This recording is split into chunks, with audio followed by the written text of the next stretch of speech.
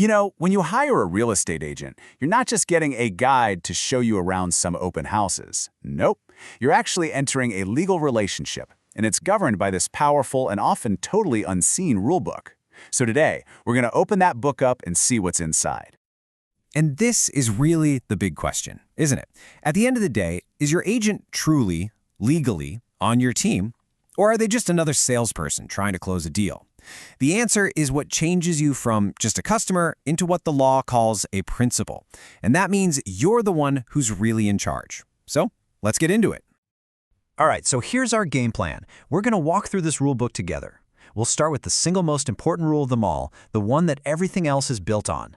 Then we'll get into an agent's undivided loyalty, what they actually have to do for you, and finally, how all this puts the power right back in your hands. Okay, Chapter 1, the Master Rule. It all starts with these two little words that are the absolute bedrock of your relationship with an agent: fiduciary duty. Honestly, if you remember one thing, this is it. This is the big one. And this is so important. This isn't just a suggestion or some vague best practice. It is a legal obligation. It means your agent is required by law to put your interests above everyone else's. And yeah, that includes their own financial interest in just getting a deal closed. Now, to really understand the weight of this, check out this comparison. The courts have compared an agent's duty to you to the duty a trustee has to a beneficiary of a trust. I mean, think about that. That's a massive level of seriousness and absolute trust. It's a profound responsibility, not just a job.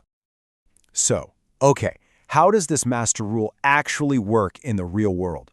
Well, that brings us to our next chapter, undivided loyalty. See, fiduciary duty isn't just a concept. It breaks down into very specific, very strict rules, starting right here.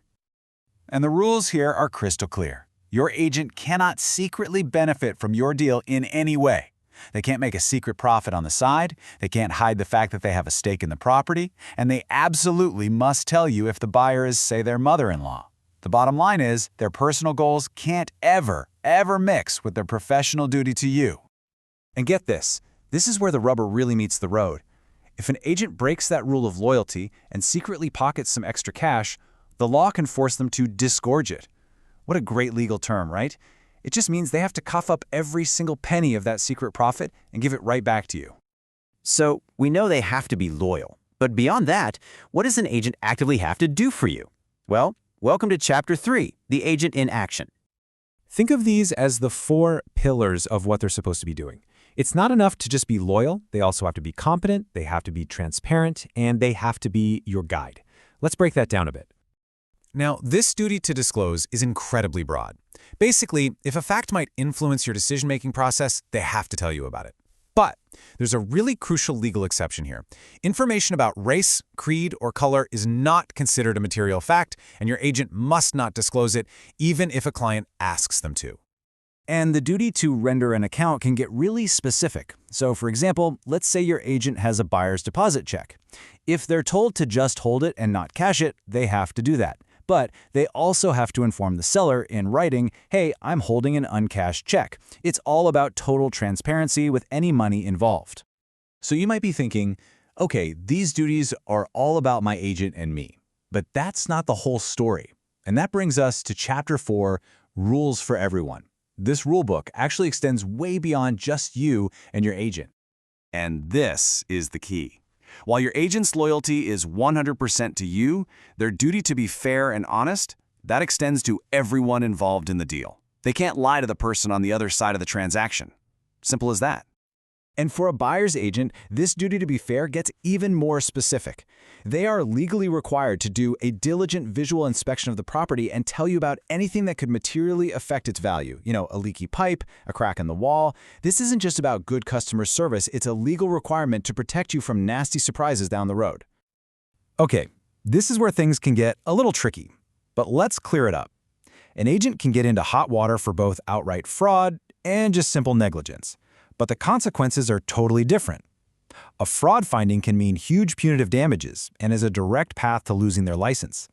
Negligence, while still a big deal, is a lower bar and has a different disciplinary process. The line can seem blurry, but believe me, the outcomes are not. And you got to see this.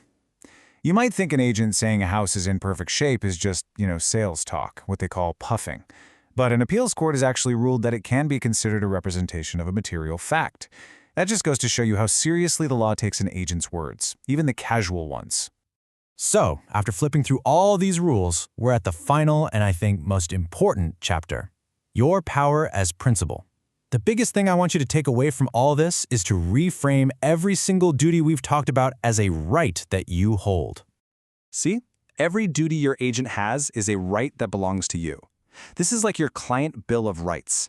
You have the right to their loyalty, the right to full disclosure, and the right to an agent who is actively counseling you, not just trying to sell you something. And that's really the whole point, isn't it? This knowledge is power. It completely changes your position. You're no longer just a passive participant along for the ride. You are the principal. You're the one in the driver's seat. And this rulebook, well, it's your map. So I'll just leave you with this. Now that you know the rules of the game, what's the one question you're going to ask your real estate agent before you hire them? Thinking about that question is the very first step to becoming a truly empowered principal.